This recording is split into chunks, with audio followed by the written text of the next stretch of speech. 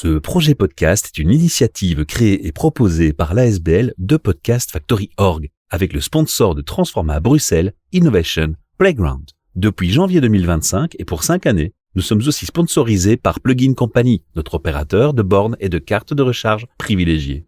The Podcast Factory Org est très fier d'être membre de Kaya, coalition des écopreneurs et écopreneuses, et de collaborer avec le Lovell Center. Vous retrouverez tous les épisodes de tous nos podcasts sur le site whatsyourstory.be. You're listening to the Podcast Factory. Bienvenue pour un nouvel enregistrement. Midoricast est votre podcast sur les initiatives positives en faveur de l'environnement. Et aujourd'hui, nous sommes dans une rubrique de 6 minutes pour comprendre avec Pierre Léonard, mon ami que je retrouve avec beaucoup de joie. Bonjour Michel. Aujourd'hui, on va parler du numérique et on va surtout parler de l'impact que notre consommation de numérique a sur notre environnement. Par rapport à cette consommation de numérique, je vais commencer par un chiffre qui pourrait surprendre. Le numérique génère à peu près 4% de la totalité de nos émissions mondiales de gaz à effet de serre, qui ont dépassé les 40 milliards de tonnes récemment. 40 milliards de tonnes, ça fait beaucoup. 4%, je vous laisse calculer à quoi ça correspond. C'est beaucoup aussi, et c'est l'équivalent du secteur aérien. On a toujours l'impression que le numérique, c'est quelque chose qui est un peu immatériel, et on va voir que c'est pas du tout le cas.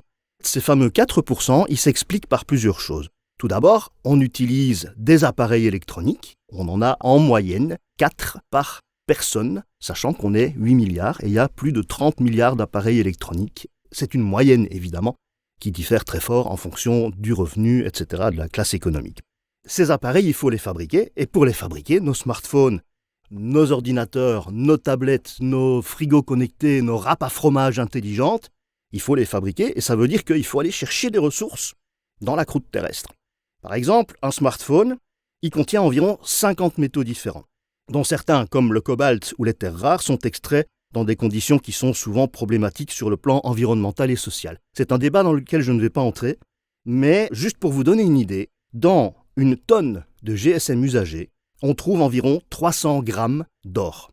300 grammes d'or, c'est 100 fois plus par tonne que dans les gisements naturels. Donc ça, c'est déjà la question des ressources. On surexploite nos ressources naturelles, y compris des ressources rares, qui sont souvent peu ou mal recyclées, pour pouvoir fabriquer des appareils que finalement on nous encourage par ailleurs à changer de façon extrêmement régulière. Ensuite, il y a la question de l'énergie. Les data centers, ce sont ces immenses entrepôts remplis de serveurs qui stockent nos données, c'est de véritables gouffres énergétiques. En 2020, ils ont consommé environ 1% de toute l'électricité mondiale. Et n'oublions pas les réseaux de télécommunications qu'il faut constamment étendre et moderniser. On passe de la 3G à la 4G, de la 4G à la 5G, etc., pour répondre à notre appétit croissant pour les données, sans parler de la généralisation récente de l'intelligence artificielle qui est extrêmement gourmande en énergie, ce qui aggrave encore cette problématique.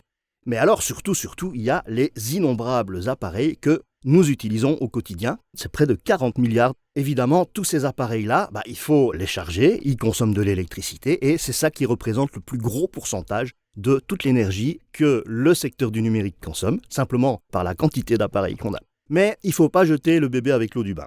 Le numérique, c'est aussi d'énormes opportunités justement pour réduire notre empreinte carbone dans d'autres secteurs. Par exemple, des applications de covoiturage, l'optimisation des itinéraires, ça permet de faire de l'éco-conduite et donc de réduire sa consommation. Qu'est-ce que les entreprises peuvent faire face à ce paradoxe ? 2 exemples concrets que moi j'ai vécu dans ma pratique, avec des gens chez qui j'ai pu travailler.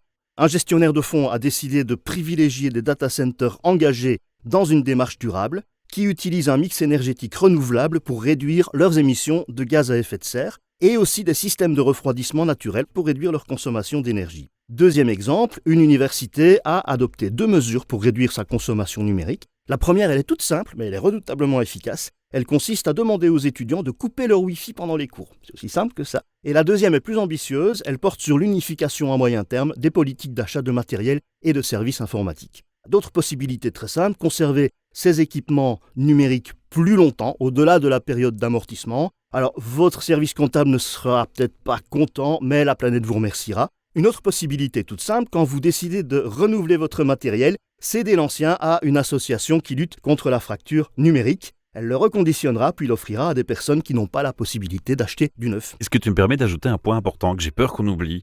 Questionnez vos fournisseurs sur leur engagement éco-responsable parce que c'est là que ça commence. C'est aussi envoyer la balle chez l'autre et dire « Hey, Je veux être client, mais qu'est-ce que tu me proposes comme solution éco-responsable? Exactement, c'est aussi une des choses. Alors maintenant, moi j'ai une longue liste évidemment, Oui. qu'on parcourt notamment dans un atelier qui s'appelle la fresque du numérique. On en parlera peut-être à une autre occasion. Mais donc la conclusion, c'est que le numérique, c'est un outil qui est puissant et qui, quand il est bien utilisé, peut être un formidable accélérateur de la transition écologique des entreprises. Mais évidemment, il faut le manier avec précaution et responsabilité. En attendant, chaque geste compte et en adoptant une approche réfléchie et équilibrée du numérique, vous pourrez non seulement réduire l'empreinte environnementale de votre entreprise, mais aussi améliorer son efficacité et sa compétitivité. Merci d'avoir partagé ces 6 minutes pour comprendre l'impact du numérique et rendez-vous dans un prochain épisode. Et ne sous-estimez pas l'impact d'une petite colibri. À bientôt.